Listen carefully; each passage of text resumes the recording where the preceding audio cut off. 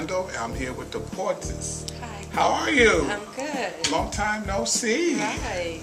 Thank you for taking the time out No problem. to talk with me about the late great Rudy Ray Moore. And I understand that your father and Rudy were friends. Let's start there. My dad and Rudy were very good friends. I think they met back in maybe the 70s. I think before Rudy even started making movies. I think when he was making his comedy albums. Okay. So he really has so much respect for Rudy, and they knew each other in the Bay Area. Oh, okay. And Rudy once came to one of my dad's birthday parties quite a few years back, and he handmade him a clock because my dad was, not always on time. So Rudy made him a clock that said Johnny Morris time. And we still have that clock. And Rudy was just, a really fun guy, He always brought the energy up whenever you met him, and he just, to me, just very, you can joke around with him, but I just felt like he would put you in your place if you That he did. if you got out of line. So yeah, that he did. Now, I remember years back around the 95, 96 year rule, it was Bill Clinton time running for president, and we were promoting our greatest hit, Rudy Ray Moore greatest hit. I just got him signed over to EMI, the Right Stuff Records, and you actually interviewed him on the beat. I remember we kind of had fun. I'm sure you remember something really funny happened. What was that experience like? And if you don't remember, I'll bring it up. refresh my memory. You interviewed him on the beat. We came to the station. It was, and we was doing the in-store at the Warehouse Records. Okay. Remember on La Brea? But the day, earlier that day, we actually came into the studio, and you were interviewing him about, running for president. We were just having fun, and we were promoting the greatest hits. And there was a moment while you interviewed him between playing songs and stuff like that, an incident happened. You don't remember? No, what? Tell me. He was actually nodding off, going to sleep. Oh.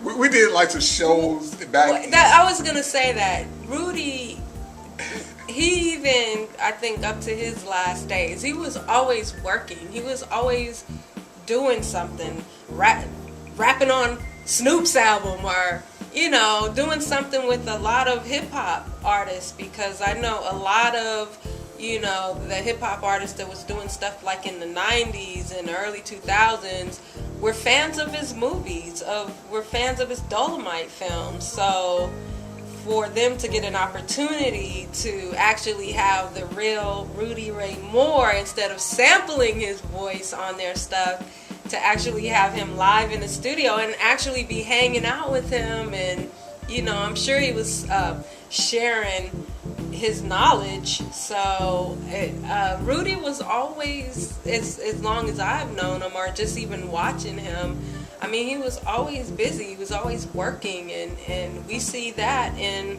the number of independent films that he made. From what I understand, he made those films totally independent, with his own money, with his, his own crew, because at that time it was, I think, hard to, get black films out there, and Rudy, he made it happen. I mean, and he did it, and they were hilarious. They're black comedy classics that people still watch today. Yes. And still sample sound bites in their music. So yeah, when he did come in the studio that day, I'm sure he was just coming off the heels of doing something. Yeah, so, we were actually in Washington D.C. at the time for a week. It was the NOM convention, and we were doing shows, just driving up down the East Coast, Maryland, doing shows. So I remember you were saying something to him. It was on break, and he was like nodding off. You going, Rudy. I actually got it on tape myself. Probably Harry Belafonte moment. No, just kidding. Yeah.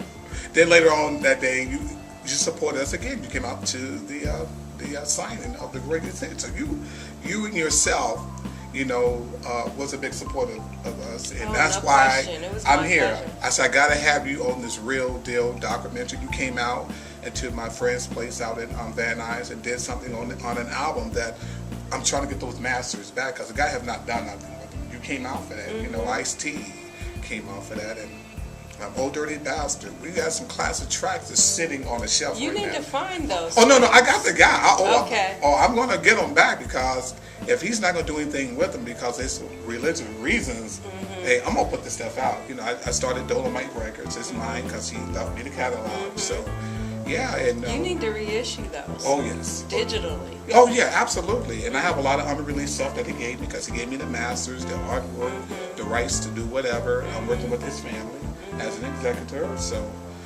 it's a lot coming out. You've always, too, Donald, you've always been a major supporter of Dolemite, Rudy Ray Moore, and I don't mean to switch the interview back on you, but what was it like for you what was it about Rudy that you were so down with? Because it's funny. I was a kid when I met Rudy. He was filming his movie, Petey Wheatstraw. Oh my God! Yeah, classic. Exactly.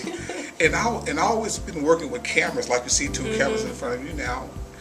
When I was living in Watts, I went to Markham Junior High School. I took a film class, and I was filming actually on Super 8 film. And we moved from Watts down to 42nd Place in Central, right across the street where Rudy lived in the Dalmar Hotel, where he filmed all his movies. Classic hotel. Exactly. You know the history. Okay.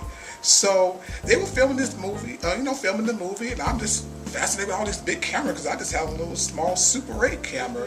And I was just hanging around, and Jimmy Lynch, Rudy's co-star and best friend, along with the director, Cliff Rockmore, and Rudy's producer friend, Theodore Tony, they saw me hanging around and said, let's put in the work.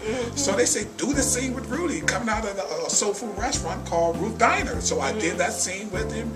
They asked me where I lived. I said, I live next door on the other side of people's funeral home. They said, oh, that first house, we want to use that house in the background to do a scene. So they went and talked to my mom. She signed a release form. And they said, y'all could be on the porch. And they did the scene where, if you remember, this guy struggling with his kids. They had a beat up car, and Rudy came with the king and changed into a Cadillac Seville. So I just got the bug, like, oh, I love this. I mean, all the lights cool ever since when he did the movie Disco Godfather, Anti-Drugs, and he was out of